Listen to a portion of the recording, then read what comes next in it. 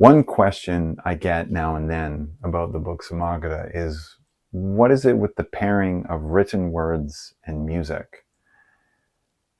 For some, the question has been more about content and product. That is to say, how do you market and disseminate that kind of pairing? How do you put books and music together?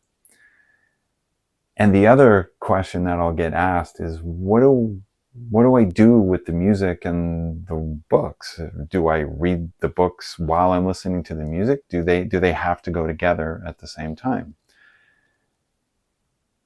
First and foremost, the Books of Magra has the pairing of music and words because they evoke things in very different ways, and in being separate, they actually create very unique meeting points that are dynamic. There's a multiplicity of possibilities. So it's not necessarily about there's a right way or a wrong way to engage with either one of them. In the creation of the Books of Magra, the words and the music are always happening together for me. They are synonymous with one another, even though they do venture into different areas in their own ways. What that means is that to consider it as a product or content, and how do you disseminate that, and then to also think about how is it supposed to be experienced. These are two areas that, for me, they're not of a great concern. And actually, the simplest way to answer that is because that is how it happens for me. When I'm writing words, I'm hearing and feeling music. And when I'm creating music, I'm hearing, seeing, experiencing the narratives of the stories, the philosophies that come up, the concepts, the symbolism. So for me, in the creation of either one, the other is present.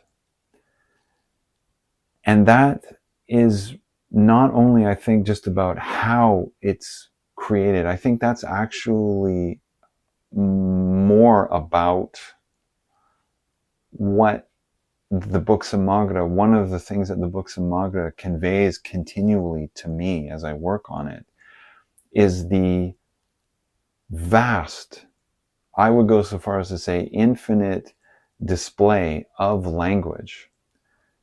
For me, music is a language, painting is a language, dance is a language, pottery is a language, the movement of insects, the color of insects, the color of the sky, the shape of the bark on trees, all of these things are actually languages. And so having words and music together is just another display of language. And how, the question of, do I listen to the music while I read the books? Those are, to me, questions of language, of communication, of discernment, of understanding, of exploring, of seeking. And so the pairing of words and music plays a very literal and, I think, subtle role in that idea of how we conceive of language and how we utilize it. Even in the Books of Magra, in the written part of the Books of Magra, there are words that appear only in the series itself. They have meanings and significance that are all their own. In the same respect, the music, which uses a large number of different types of instruments and technology, a number of different compositional approaches and structures, these too are evoking different facets of communication, of language, and of experience. So the pairing of music with writing in the Books of Magra evokes a great deal about the series and the project and the concepts in it. But it is also essential. Is essential the right word? Yeah, I'm going to say it's essential because it is how it is happening through me. That pairing is so comfortable and natural for me. And so I not only greatly enjoy it, but I am continually learning from it.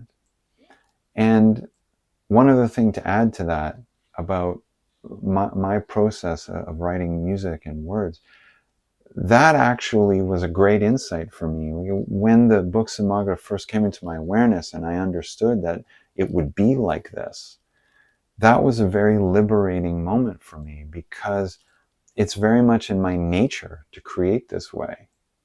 And just as an aside, it's also part of the reason why the process has been the way it has been for me for some time, because I've had to learn how to not only yield to that understanding in that way, but to also learn how to listen to it and really allow myself to be of it.